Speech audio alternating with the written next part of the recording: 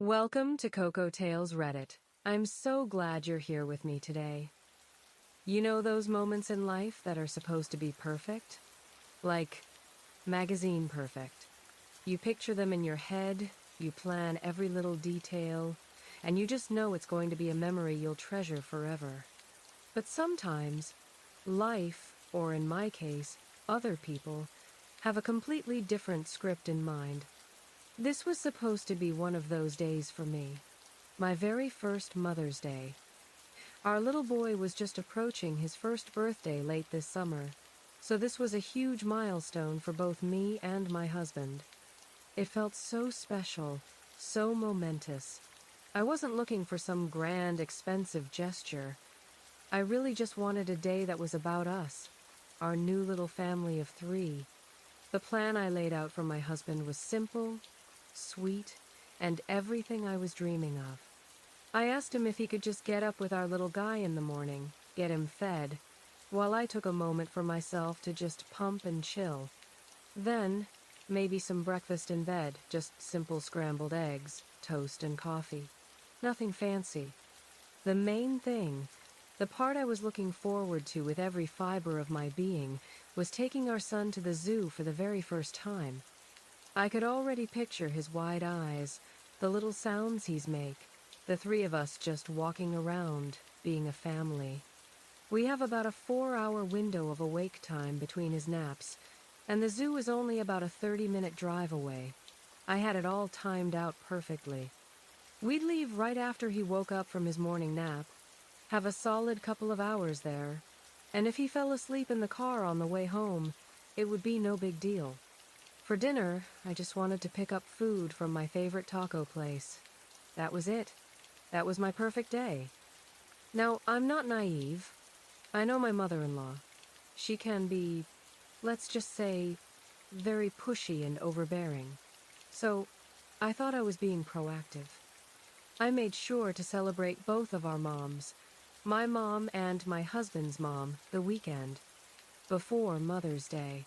We took them out to brunch, and I got them each a really thoughtful little gift and some flowers to celebrate their first Mother's Day as grandmas. I planned everything. And to make sure there was zero room for confusion or any last-minute surprises, I sent out a group text. It included my husband, my dad, my father-in-law, my mom, and my mother-in-law. I stated, clearly and politely, that we would be celebrating the actual holiday with just our little family. I thought that would be enough. I thought I had covered all my bases. I was so wrong. The Saturday before Mother's Day, the first little red flag popped up. My father-in-law sent my husband a text. It was a picture of a mountain of mulch bags he'd just had delivered, with a caption like, "Going to be a busy weekend." Apparently, there were 300 bags of mulch. I mean, they have a big yard with a ton of flower beds, but 300 bags? It felt strategic. That night, the phone rang. It was my mother-in-law, calling my husband. She asked him to come over first thing in the morning to help his dad move the mulch. She framed it so cleverly, so manipulatively. She said, "Well, since you aren't going to the zoo until after the little guy's nap anyway, you could just come over and help for a couple of hours and then go pick them up." I was standing right there, and I could feel the anger bubbling up inside me. It was so transparent, but she wasn't done. She laid on the guilt, thick and heavy. She told my husband that his dad was going to end up hurting himself if he had to move all that mulch alone. She kept saying it wasn't a big deal, that it should only take an hour or 2. I looked at my husband and said, "You know what she's doing, right? She's doing this on purpose. She's trying to get us to skip our plans and spend the day with them." But he just wouldn't see it. He kept repeating her lines back to me. "It's not a big deal," he'd say. "My mom promised it would only take a couple of hours." He just couldn't see the manipulation. He couldn't see that he was being played. I think most of you can probably guess what happened next. Mother's Day morning arrived, and my husband was gone. He went over there first thing, which of course meant no breakfast in bed for me. It meant I was the one getting up to feed our son. I was already pretty pissed, but I tried to push it down. I spent the morning playing with my little guy, trying to salvage some joy from the day. When our son went down for his morning nap, I sent my husband a text. "Hey, he's napping now. You should probably start wrapping things up soon if we're going to make our zoo window." 2 hours later, the baby woke up. I fed him, got him dressed, got myself ready, and called my husband. "Okay, we're ready to go as soon as you get here." His response made my stomach sink. "It's taking a lot longer than I expected," he said, "but I'll hurry." "An hour and a half later, an hour and a half," he called again. He said they still weren't done, but he was getting ready to come home. I did the math in my head. A 20-minute drive home, and by the time he got here, it was too late. We had completely missed the window to go to the zoo. The one thing I had truly wanted for my first Mother's Day was gone. Something inside me just snapped. I told him, my voice flat and cold, "Don't bother coming home. Just stay there and finish. And don't worry about Mother's Day, since you haven't done a single thing I asked for." I hung up. There was no doubt in his mind how furious I was. It wasn't just about the zoo anymore. It was about being ignored. It was about my feelings being dismissed as less important than his mother's manufactured crisis over some garden mulch. My very first Mother's Day was ruined, not by accident, but by choice. His choice. A little while after I hung up on my husband, my phone rang again. I glanced at the screen. Of course, it was his mom. A part of me wanted to just ignore it, to let it ring until it stopped. But another part, a new, colder part of me, wanted to answer. I wanted to hear what she had to say for herself. So, I picked up. Her voice was sickly sweet, dripping with false concern. "Hi, honey," she started. "I heard you decided not to go to the zoo today." The way she said it, putting the blame squarely on me, made my blood run cold. She continued, "Since you're free, why don't you and the little guy come hang out with me while the boys finish up with the mulch?" I think she expected me to just roll over and agree. I think for years she's expected that from me. But something was different today. The disappointment had hardened into something else, something solid and unyielding. I was done being the nice, accommodating daughter-in-law. I was pretty pissy, and I admit I didn't hide it. "I have absolutely no interest," I told her, my voice sharp, "in spending time with the people who decided to ruin my first Mother's Day." The silence on the other end of the line was incredibly satisfying. I don't think I waited for a reply before I hung up. I spent the rest of the day on my own terms. I ordered a giant pizza, propped my feet up, and binged Netflix with my sleeping baby right next to me. It wasn't the day I had dreamed of, but it was a day I was taking back for myself. When my husband finally got home, hours later, he was the picture of apology. He was tiptoeing around, his face etched with regret. "I am so sorry," he said, his voice soft. "How can I make it up to you?" I looked at him, and I felt nothing but a profound, hollow sadness. The anger was still there, simmering just beneath the surface. "You want to make it up to me?"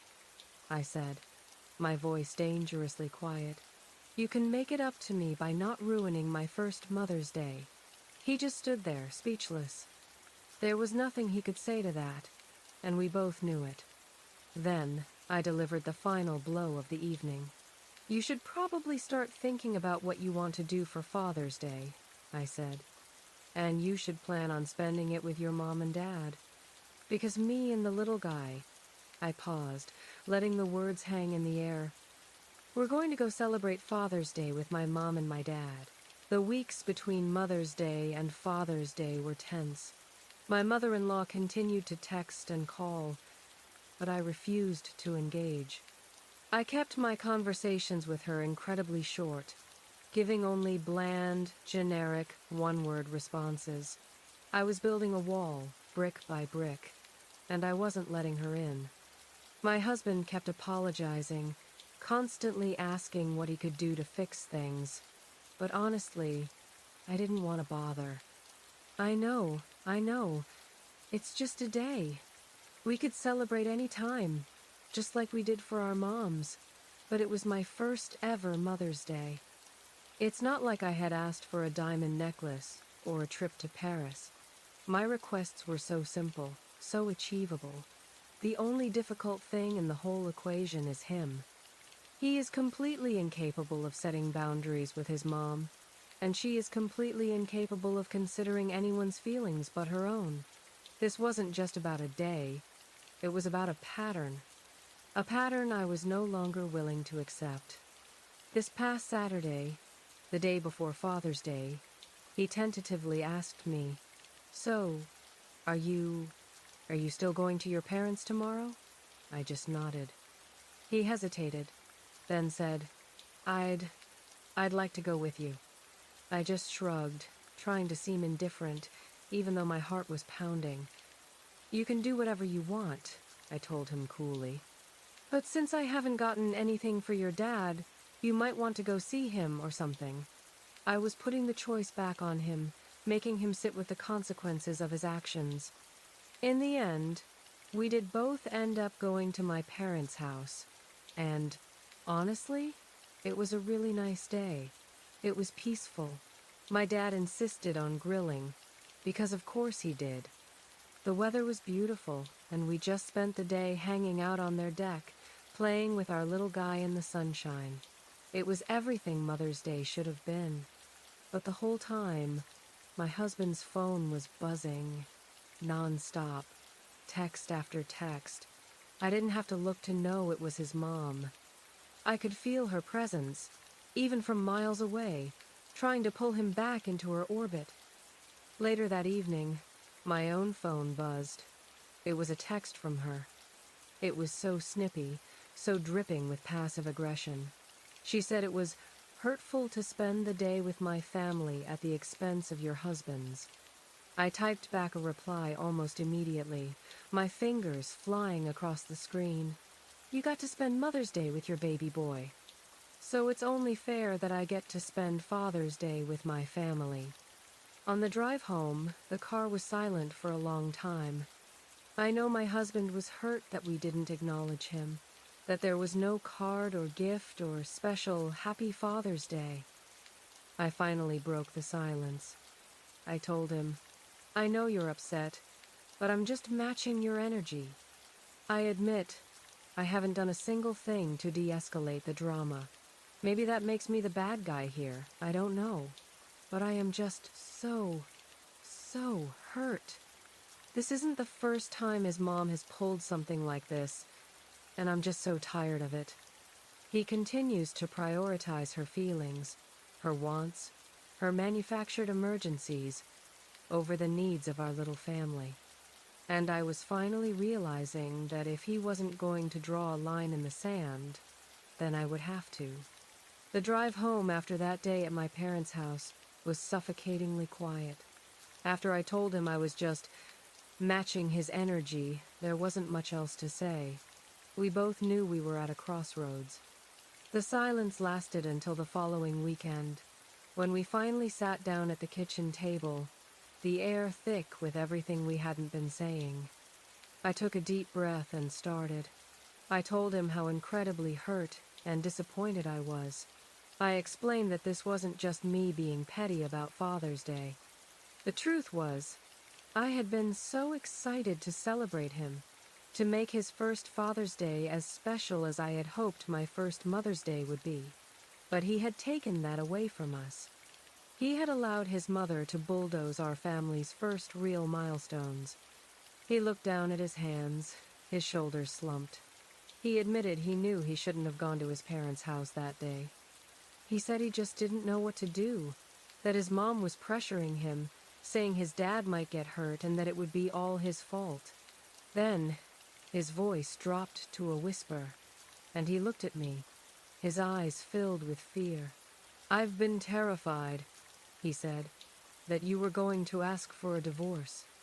He cut right to the chase, so I did too. I looked right back at him and said, "If this is how our life is going to be, then yes, I don't want to stay married to you." I explained that while I was still furious about Mother's Day, that single event wasn't the real issue. It was just the straw that broke the camel's back. This pattern, this constant intrusion from his mother, had been happening since before we even got engaged, and it had only gotten worse over the years. I had spent a few nights just writing it all down, making a list of every time she had overstepped, every event she had tainted. I reminded him of our honeymoon, our freaking honeymoon. She called him twice a day, every single day. Once in the morning to find out our plans, and once in the evening to hear how our day went. And the constant texting, demanding pictures, telling him how much she missed her baby boy. I reminded him of our wedding, and how she tried to make it all about herself. My pregnancy? Same thing. When we brought our son home from the hospital, she tried to completely take over. It was a constant, relentless campaign of inserting herself into the middle of our lives. "I don't really want to get divorced right now," I told him, my voice shaking. "But I can see the future, and it's going to happen anyway if nothing changes. And honestly, I'd rather do it now, while we can still be amicable about it. Because if we let this go on, I'm going to end up so angry and so full of resentment that it will be ugly and contentious. And I will not do that to our son." By then, we were both crying. It was all out in the open, raw and painful. I told him I would give him some time to think, to decide what he was going to do, but I was done with empty promises. I told him I needed to see clear, definitive, and continuous effort to prioritize me and our son. Every time we'd fought about this before, he'd promised to change, and maybe he would for a little while. But then she'd just pull him right back into her orbit, and we'd be back at square one. "So, if we are going to stay married," I said, wiping my eyes and finding a new strength in my voice, "these are the new rules. This is what I'm insisting on." I laid it out for him, point by point. First, we each own the relationship with our own parents. That means I am done planning things for your family. No more cards, no more presents, no brunches, no pictures, nothing. If they reach out to me, I'm redirecting them to you. Second, I am not visiting your parents when you're not around. I'm not taking our son over there by myself. And if they drop by unannounced and you're not here, I'm not inviting them in. Third, neither of us makes plans with our parents or accepts invitations until we have discussed it with each other. If we don't both agree, we don't do it. And we don't throw each other under the bus. We are a united front. We just say, "We checked our schedule, and we're not available." Fourth, holidays that involve our son, like Christmas, Halloween, and especially his first birthday, which I know your mom is already trying to plan, are happening at our house. We can discuss inviting our parents, but we are not going to someone else's house to celebrate our son's milestones. Fifth, we're putting your mom on an information diet. She doesn't need to know about our finances, our health issues, our vacation plans, or anything else unless we both agree to share it. No more oversharing. And finally, I said, taking another shaky breath, you need to go to therapy with someone who specializes in enmeshment. And we need to start going to couples therapy together. Because I have so much pent-up resentment that I can barely look at you some days, and I hate feeling this way. I could see on his face that he was completely freaked out. He was stressed, and he said he felt like he was caught between a rock and a hard place, that both me and his mom were putting a ton of pressure on him with conflicting expectations. and I looked at him and thought, that's fine. He can feel that way. He just needs to understand that I am not tolerating this for one more second. I knew this would cause an absolute firestorm with his parents, but if we didn't do it now, our marriage wouldn't survive anyway. I watched my husband's face as he processed my list of rules. He looked pale, stressed, and utterly overwhelmed. He repeated that he felt caught, trapped between me and his mom, with both of us having completely conflicting expectations of him. I felt a flicker of sympathy for him, I really did. But it was quickly extinguished by a cold, hard wave of memory. I knew I couldn't back down. I couldn't afford to. He needed to understand that this wasn't just about my frustration. This was about my survival. I know you feel that way, I said softly, my voice barely a whisper. And I need you to understand why I cannot bend on this. There's a reason I can't tolerate this anymore. A reason I can't just get over it. It's because I've lived through a different version of this before, and I barely got out alive. I took a deep breath and began to tell him the story I had buried for so long. The story of the man I was with before him. His name was James. When we first got together, things were genuinely good. We lived in different towns, so most of our time together was on the weekends. It was easy. We got along so well. We talked and texted all the time. We met each other's families. Anytime an issue came up, we talked about it and worked through it. It felt so safe, so normal, that we decided to move in together. My house. And that's when everything changed. The moment we were under the same roof, it was like a switch flipped in him. He became unbelievably clingy, wanting to spend every single second of every day together. I work from home, so suddenly we were just constantly in the same space. At first, it was just a little suffocating, but it quickly started to become a real issue. When I tried to talk to him about it, to gently explain that I needed a little bit of space to breathe, he would turn it around on me. Suddenly, it was my fault. I wasn't giving him quality time, he'd say. He'd argue that just being in the same room with someone isn't really being together. It's just occupying the same space. It was so confusing. He made me feel like I was being cold and unreasonable. So, I tried to fix it. I made a point to give him dedicated, one-on-one time every single day, with no distractions. I thought that would help, but it only got worse. The clinginess morphed into something uglier. Control. He started throwing tantrums like a child. We'd get invited to go somewhere with friends, and at the very last minute, he'd decide he didn't want to go, but would tell me it was fine if I went without him. But it was a trap. I wouldn't be gone for 30 minutes before my phone would start blowing up with his texts, and he would text me non-stop the entire time I was gone. If I stopped answering for even a few minutes, the messages would turn dark. "I won't be here when you get back," one would say.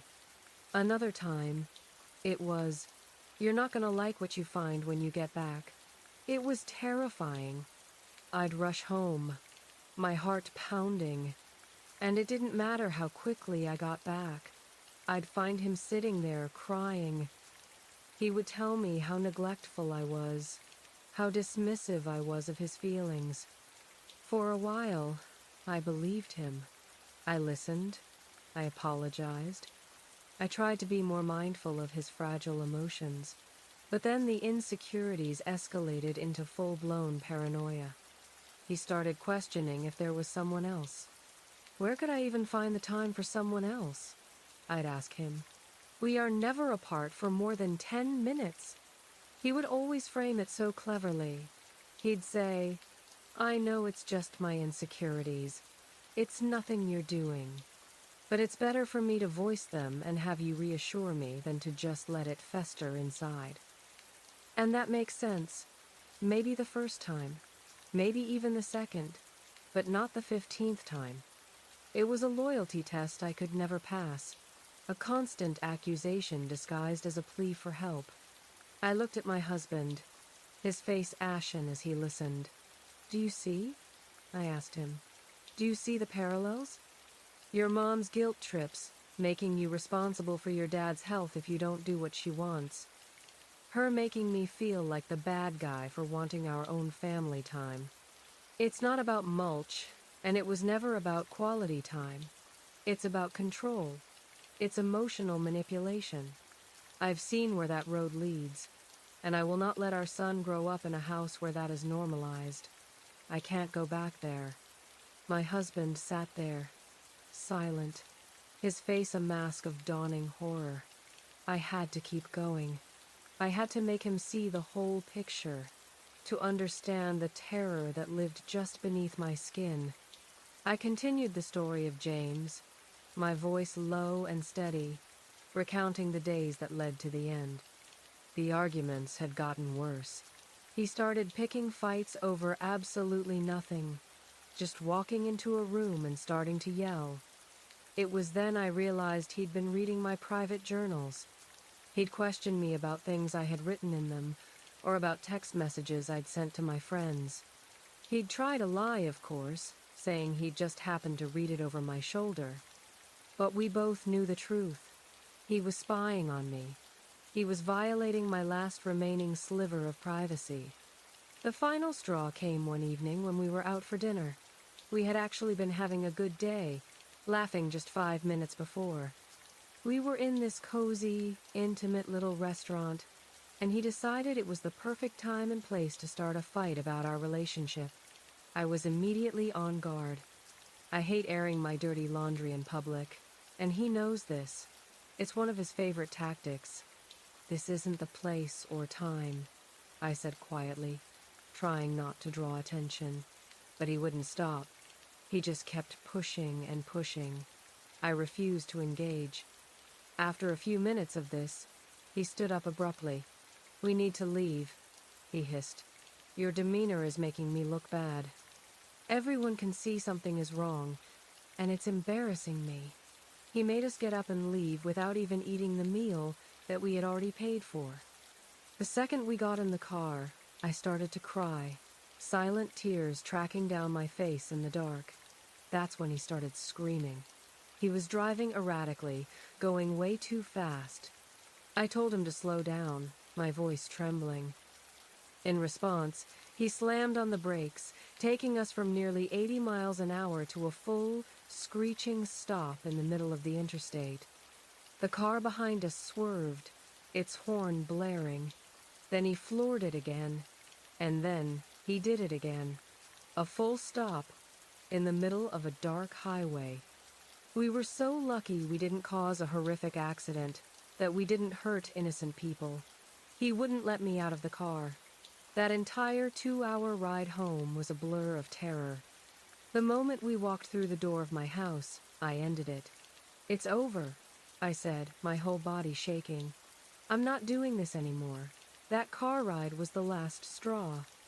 I expected him to yell, to cry, to pack his things. But he just looked at me with this cold, dead expression and said, "Number." He told me he refused to leave. He said, "If you want me out of your house, you'll have to evict me." I was a prisoner in my own home. The cycle was terrifying. He would beg and cry, then he would threaten to harm himself. He took my car keys so I couldn't leave. I felt like I had nowhere to go. My aunt lived nearby, but I couldn't bring that kind of chaos to her doorstep. I had no other family close by. I was completely and utterly alone, trapped with the man I had just broken up with. The next day, I started making calls, desperate for help.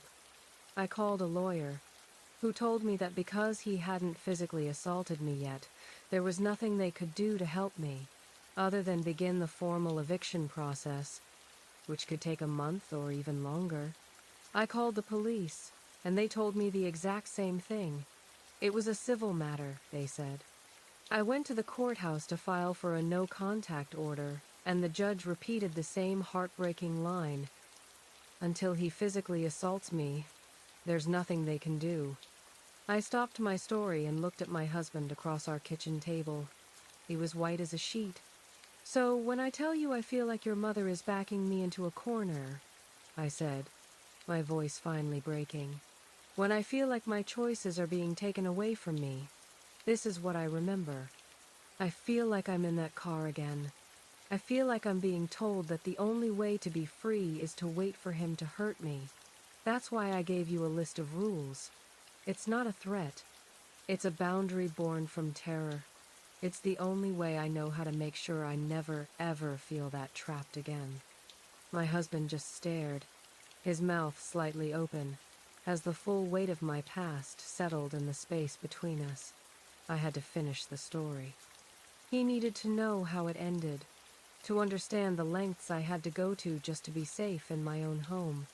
"I filed for the eviction the next week," I continued, my voice now flat, detached, as if I were recounting a story about someone else. "I moved into the spare bedroom and put new locks on my bedroom and office doors.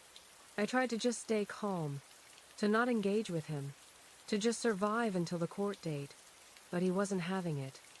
The more I refused to argue, the more volatile and aggressive he became. He would cycle through everything, sobbing, apologies, calm conversations, and then screaming rage all in the same day. I was exhausted, just counting down the days on the calendar. The week before the eviction hearing, things hit their breaking point. He was sitting in the same room as me, sending me these long, rambling texts, one after another. I finally told him I wasn't going to answer any more messages. I set my phone down and got up to leave the room. He attacked me before I even made it to the doorway.